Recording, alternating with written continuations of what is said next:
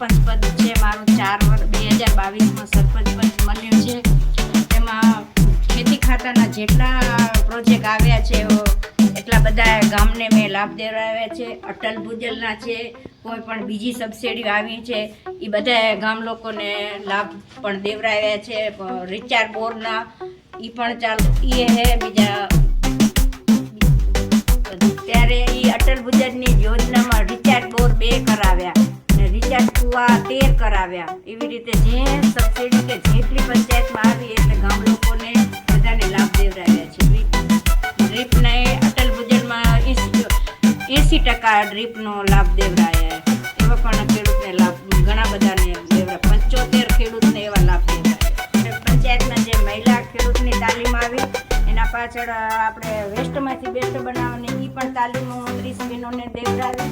એમને મજૂરે સાથે એના બેંકના ખાતામાં થયો ને એમને તાલીમનો ખર્ચ પણ આવ્યો.